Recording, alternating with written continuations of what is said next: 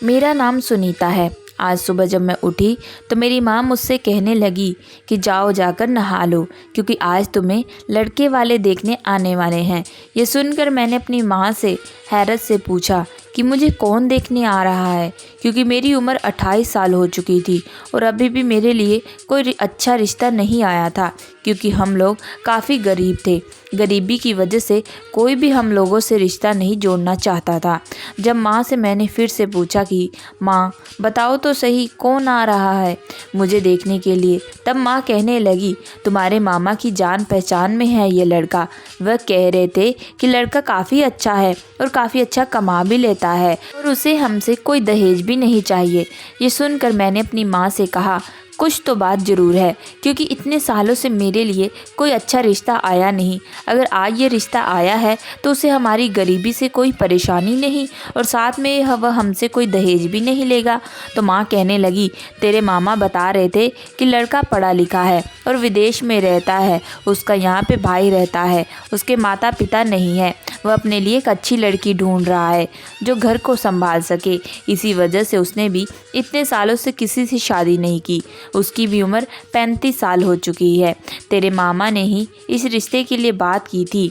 माँ की ये सारी बातें सुनकर मुझे भी लगा शायद मुझे एक मौका तो ज़रूर देना चाहिए, शायद लड़का अच्छा हो। इसी वजह से मैं चुपचाप नहाने के लिए चली गई और जब नहा कर निकली तो अपने घर को देखकर हैरान रह गई, क्योंकि आज पहली बार मेरा घर बहुत साफ़ सुथरा लग रहा था और साथ में माँ ने आज घर को भी अच्छे से सजाया था।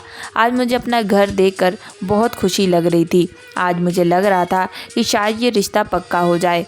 मैं जब किचन में गई तो माँ मेरे लिए और सबके लिए खाना बना रही थी। मुझे देखकर माँ कहने लगी तुम नहा कर आ गई? मैंने हाँ में सर हिला दिया। फिर माँ कहने लगी आज ये रिश्ता पक्का हो जाना चाहिए, क्योंकि तुम्हारी उम्र हो रही है। तुम्हारे मामा भी इस रिश्ते के लिए खूब मेहनत कर रहे हैं। वह भी चाहते हैं तुम्हारी शादी जल्द से जल्द हो जाए, क्योंकि तुम्हारे सर पर तो पिता का हाथ है नहीं।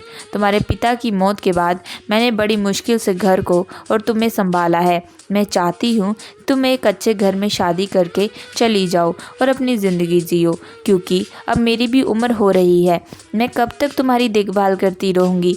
यह सब बोलते बोलते माँ रोने लगी। मैंने माँ को चुप कराया और कहने लगी कि आप चिंता न करें, भगवान की कृपा रही तो यह रिश्ता पक्का हो जाएगा। फिर माँ ने आज साड़ी के पल्लू से कुछ पैसे निकाल कर मुझे दिए और कहा कि जाकर आज पार्लर से तैयार होकर आओ, और कहने लगी कि अपने लिए एक अच्छा सूट भी खरीद लेना और आज वही सूट पहनकर लड़के वालों के सामने बैठना। माँ की ये बात सुनकर मैं तो खुश हो गई, क्योंकि आज तक मैंने कभी नया सूट नहीं पहना था और ना ही कभी पार्लर गई थी।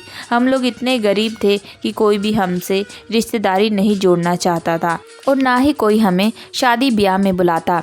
मैं हमेशा पुराने कपड़े ही पहनती थी और माँ भी कभी कभी अपने के लिए कुछ भी नहीं लेती थी। हमारे घर के हालात बहुत ज़्यादा ख़राब थे, लेकिन फिर भी माँ कैसे तैसे करके लोगों के घरों में जाकर काम करके हम दोनों का पेट पाल रही थी। इसी वजह से मैंने खुशी खुशी अपने एक दोस्त को बुलाया और मैं उसके साथ बाज़ार चली गई और अपने लिए एक अच्छा सा सूट लिया और फिर पार्लर भी गई। पार्लर वाली को मैं जानती थी क्योंकि वह मेरी एक दोस्त थी, लेकिन उसे इतना तो पता था कि मैं कभी पार्लर वालर नहीं जाती, इसलिए मुझे देखकर कहने लगी आज तुम यहाँ पर कैसे आ गई। मैंने मुस्कुराकर उसे जवाब दिया और कहा कि आज कुछ खास मामला है, इस वजह से आज मैं यहाँ आई हूँ। तुम मुझे बस जल्द से जल्द तैयार कर दो और फिर मुझे जल्दी घर भी जाना है, क्योंकि आज मेरी बचपन की ख्वाहिश पूरी होने वाली थी, क्योंकि बरसों बाद मेरे लिए कोई रिश्ता आया था। मैं इस वजह से काफ़ी खुश थी। मुझे यहाँ तैयार होकर काफ़ी अच्छा लग रहा था। तैयार होने के बाद जब मैंने खुद को आईने में देखा तो मैं अपने आप को देखती ही रह गई। मुझे यकीन नहीं आ रहा था कि यह मैं सच में हूँ, क्योंकि मैंने अपनी ज़िंदगी में कभी भी मेकअप नहीं किया था। आज मैंने पहली बार अपने आप को देखा तो मेरे होश उड़ गए। मैं काफ़ी ज़्यादा सुंदर लग रही थी। ऐसा लग रहा था कोई मुझे देखेगा तो शादी से इनकार नहीं कर पाएगा। मैंने जल्दी से पार्लर वाली को पैसे दिए और अपने घर के लिए रवाना हो गई। जब मैं दरवाजे में घुसी तो मेरी माँ मुझे देखते ही रह गई। वह खड़ी होकर मेरी बलाएं उतारने लगी और कहने लगी मेरी बेटी आज तुम बहुत खूबसूरत लग रही हो। माँ माँ ने मुझे गले से लगा लिया। फिर मैंने माँ से आशीर्वाद लिया। कुछ देर बाद मामा भी घर आ गए। मामा भी मुझे देखकर हैरान रह गए। कहने लगे, आज तुम बहुत ज़्यादा अच्छी लग रही हो, तुम्हें तो आज अपनी नज़र उतारनी चाहिए, आज तो लड़के वाले तुम्हें देखकर हाँ कर ही डालेंगे। ये बात बोलकर हम सब लोग हंसने लगे। अब शाम हो गई थी और लड़के वालों का आने का भी समय हो गया था। माँ ने लड़के वालों के लिए बहुत अच्छे अच्छे पकवान बनाए थे। वह सब हम लोगों ने बाहर टेबल पर लगा कर रख दिए और कुछ देर के बाद ही लड़के वाले भी आ गए। लड़के वालों की तरफ से एक लड़का था और उसका छोटा भाई था और साथ में एक औरत भी थी जो उसकी दूर के रिश्तेदार की आंटी थी। लड़के वालों ने मुझे देखते ही पसंद कर लिया। हम लोग बेशक गरीब थे लेकिन मैं बहुत ज़्यादा खूबसूरत थी। आज तो पार्लर में जाकर मेकअप भी करके आई थी तो मेरी खूबसूरती निखर के आ रही थी। उन लोगों ने कह दिया था कि उन्हें दहेज नहीं चाहिए और ये शादी भी बहुत सिंपल करना चाहते हैं और जल्द से जल्द करना चाहते हैं। मैं ये सब सुनकर बहुत खुश हो रही थी लेकिन मैं नज़र उठाकर उस लड़के की तरफ नहीं देख पा रही थी क्योंकि मुझे बहुत ज़्यादा शर्म आ रही थी।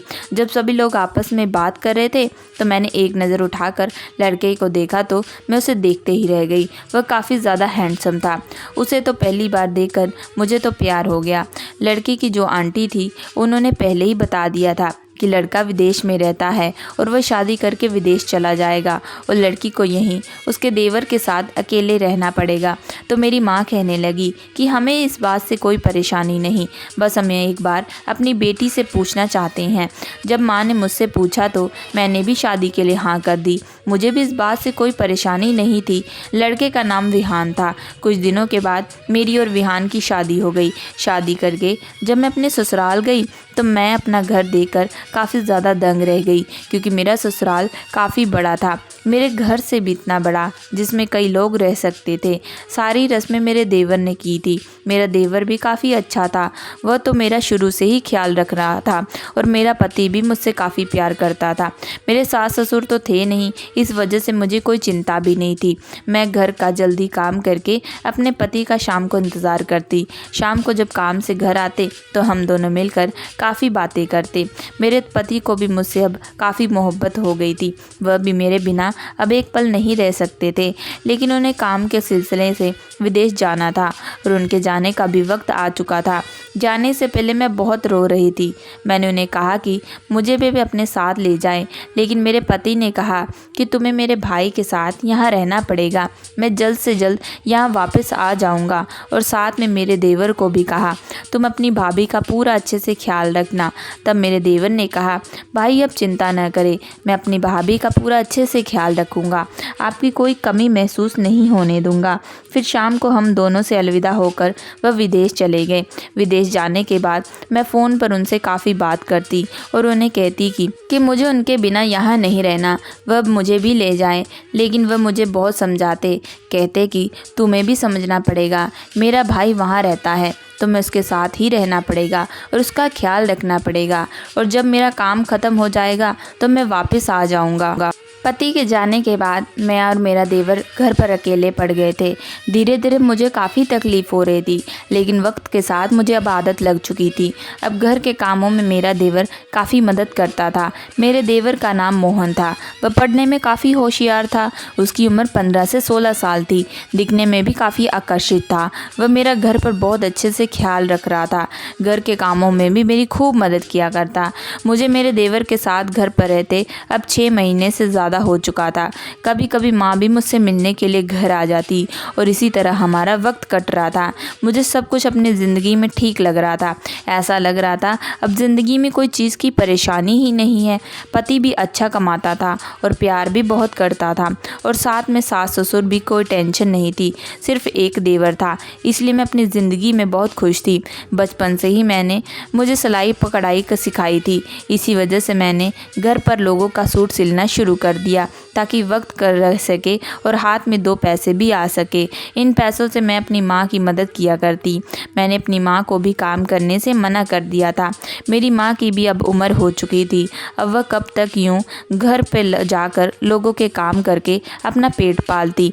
लेकिन फिर एक रात मेरा देवर रात को उठकर मेरे कमरे में आया और कहने लगा भाभी मुझे आपके साथ सोना है, मुझे अपने साथ सुला लें। मुझे लगा कि उसने शायद कोई सपना देखा होगा, इस वजह से वह बहुत डर गया है। इस वजह से मैंने उसे अपने साथ सुला लिया। मैं तो उसे बच्चा समझती थी, लेकिन मुझे तो कुछ पता भी नहीं था।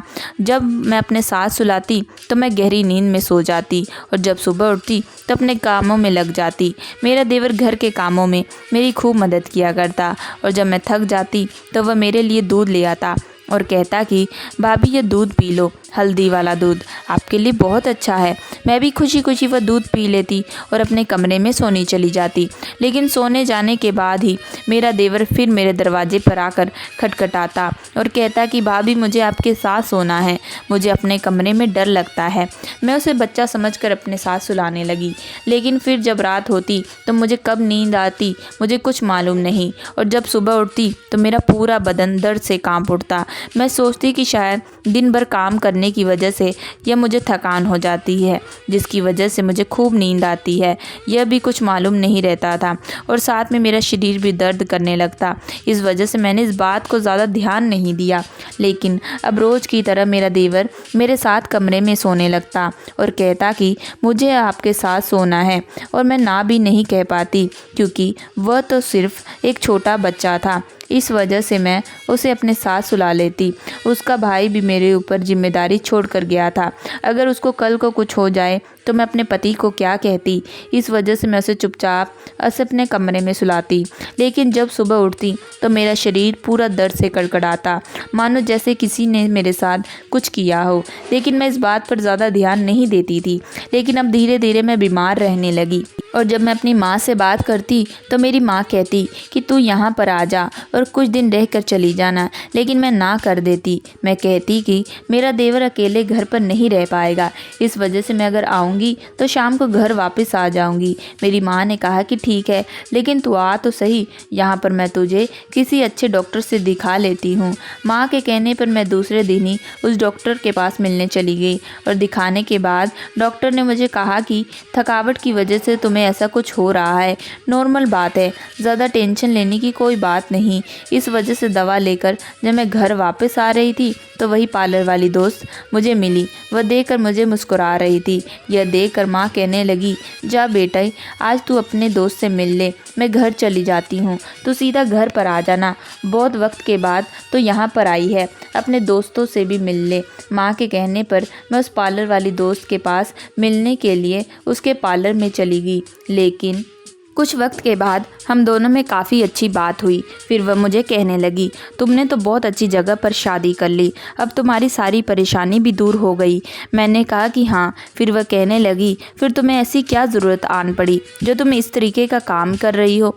मैं उसकी ये बात सुनकर हैरान रह गई। मैं पूछने लगी कि तुम क्या कह रही हो, मैं कौन सा ऐसा काम कर रही हूँ, मैं तो सिर्फ सिलाई का काम करती हूँ ताकि अपनी माँ की मदद कर सकूँ। फिर वह कहने लगी, नहीं नहीं, मैं यह काम की बात नहीं कर रही जो तुम फेसबुक पर यह सब छोड़ती हो, मैं उसके बारे में कह रही हूँ। मुझे उसकी कुछ बात समझ नहीं आ रही थी। इससे पहले कि मैं कुछ और पूछती तो उसके पार्लर में एक कस्टमर आ गई थी, जिसकी वजह से मैंने उसके सामने ये बात करनी सही नहीं समझी और उससे अलविदा होकर घर चली गई। घर जाकर मैं अपनी माँ से भी मिली और माँ से मिलने के बाद मैं अपने ससुराल चली गई। ससुराल जब आई तो मैं यही बात सोच रही थी और ये सोचते सोचते काफ़ी परेशान हो रही थी कि वह पार्लर वाली दोस्त आखिर क्या कह रही थी। मैं काफ़ी ज़्यादा परेशान हो रही थी, मुझे कुछ समझ नहीं आ रहा था। ऊपर से ये रोज़ सुबह मेरे शरीर में दर्द हो रहा था, वह भी मुझे कुछ मालूम नहीं कि किस वजह से हो रहा है। मैं इतना काम तो नहीं करती जिसकी वजह से मुझे इतनी थकावट हो। लेकिन फिर रात को मेरा देवर मेरे कमरे में आया और मुझे एक दूध का गिलास दिया और वह दूध का गिलास पीकर मैं कब सो गई मुझे कुछ मालूम ही नहीं। और फिर जब सुबह हुई तो मेरे पूरे शरीर में दर्द, ऐसा लग रहा था मानो जैसे कोई रोज़ मेरे साथ कुछ कर रहा हो। लेकिन ये मैं किसे कहती, मुझे कुछ समझ नहीं आ रहा था। सुबह यही सोचते सोचते मैं घर के कामों में लग गई थी और मैं काफ़ी परेशान हो रही थी। मैं अपने पति को इस बारे में क्या बताती कि मेरे साथ क्या हो रहा है। इन सब बातों में बहुत ज़्यादा उलझी हुई थी कि फिर मैंने सोचा कि कुछ वक्त से रोज़ मेरा देवर मेरे साथ सोने की ज़िद करता है। पहले तो वो अकेला सोता था और आजकल तो वह रोज़ रात को घर लेट आता आता है और पता नहीं किन संगत के साथ वह रह रहा है। और ऊपर से जब वह मेरे साथ सोता तो सुबह मुझे दर्द होता। इससे पहले तो ये दर्द भी कभी हुआ नहीं था। और आज वह पार्लर वाली भी मुझे यह सब बातें कह रही थी। इन्हीं सब बातों में उलझी हुई थी कि मैंने सोचा कि आज रात को मैं यह राज जानकर ही रहूँगी। शाम को जब मेरे पति की कॉल आई तो मैंने उसे बताया कि मेरी तबीयत ठीक नहीं है, इस वजह से तुम जल्द से जल्द यहाँ वापस आ जाओ, मुझे कुछ ठीक नहीं लग रहा। यह सुनने के बाद उसने कहा कि तुम चिंता मत करो, मैं तुम्हारे पास काम ख़त्म करके जल्द ही आ जाऊँगा, लेकिन अभी तुम्हें अपना और मेरे भाई का ख्याल रखना होगा। मैं ये सुनकर आगे अपने पति को कुछ बोल नहीं पाई थी, इस वजह से मैं चुप हो गई। उसके बाद जब रात हुई तो मैंने अपने कमरे में अपने मोबाइल का कैमरा ऑन करके छुपा दिया। फिर जब मेरा देवर कमरे में आया और वही दूध का गिलास दिया तो मैं उस दूध का गिलास को खुशी खुशी पी लिया, क्योंकि मुझे भी सुबह से काफ़ी थकान महसूस हो रही थी। लेकिन उस दूध को पीने के बाद मैं कब सो गई मुझे कुछ मालूम नहीं। जब सुबह हुई तो वही दर्द फिर से शुरू हो गया। लेकिन जब मैंने बगल में देखा तो मेरा देवर आज साथ नहीं सो रहा था। मैं ये देखकर हैरान थी, तो मैंने सोचा कि मैं तुरंत मोबाइल के कैमरे की वीडियो ऑन करके देख लेती हूँ आखिर माजरा क्या है। लेकिन जब मैंने वह वीडियो देखी तो मेरे होश ही उड़ गए। मैं कभी ये सोच भी नहीं सकती थी कि मेरा 15 साल का देवर इस तरीके की हरकत कर सकता था। किसको क्या कहती मुझे कुछ समझ नहीं आ रहा था। मुझे बहुत गुस्सा आ रहा था, मानो जैसे अभी मैं अपने देवर को जाकर मार दूँ। मैंने तुरंत उठी और वह वीडियो लेकर अपने देवर के कमरे में जाने ही वाली थी कि तभी मेरा फ़ोन बजने लगा। जब मैंने फ़ोन उठाया तो मुझे पता चला कि वही मेरी दोस्त पार्लर वाली है। मैंने उससे हैरानी से पूछा कि तुम्हें मेरा नंबर कहाँ से मिला। उसने कहा कि मेरा नंबर उसने मेरी माँ से लिया है। तो मैंने फिर से उसका हालचाल पूछने लगी, लेकिन उसने कहा कि मैं तुम्हें कुछ ज़रूरी बात बताना चाहती हूँ। उसने मेरा व्हाट्सएप नंबर पर एक वीडियो भेजी। इस वीडियो को देखकर मैं काफ़ी शौक हो गई। इस वीडियो में मैं थी और मेरे साथ एक लड़का था। वह लड़का कौन था वह मुझे कुछ मालूम नहीं। फिर उसने बताया कि तुम्हारा फेसबुक पर एक अकाउंट है और उसमें तुम इस तरह की बहुत सारी अश्लील वीडियो डालती हो, और यही बात उस दिन मेरे साथ कह रही थी। मैं ये सब सुनकर सुन पड़ गई। मैं तो सोच भी नहीं सकती थी मेरे साथ इतना गलत हो सकता है। मुझे काफ़ी गुस्सा आ रहा था। मुझे समझ में आ रहा था कि यह सब मेरे देवर ने किया है। उसने अपना चेहरा छुपा लिया और मेरी वीडियो डाल दी। इस तरीके का काम करके वह अलग अलग साइड में डालकर खूब पैसा कमा रहा है। यह सब सुनकर मुझे काफ़ी गुस्सा आ रहा था। मैं तुरंत अपने देवर के कमरे में चली गई।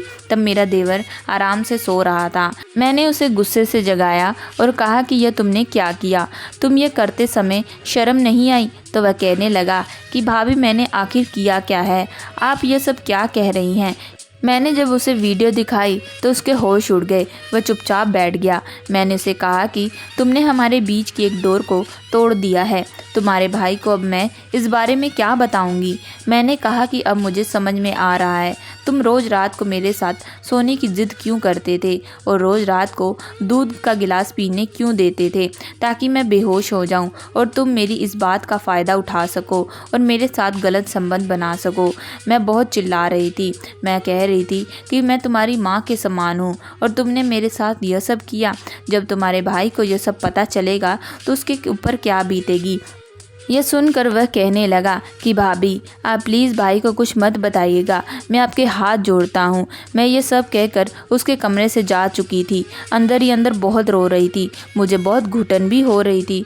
अब मुझे डर भी लग रहा था कहीं वह मेरे साथ अब और गलत ना कर ले। इसी वजह से मैंने तुरंत अपने पति को फिर फ़ोन लगाया और उसे कहा कि वह फ़ौरन यहाँ पर आ जाए। अब मैं उसके बगैर यहाँ पर नहीं रह सकती। मेरी तबीयत अब बहुत ख़राब हो रही है।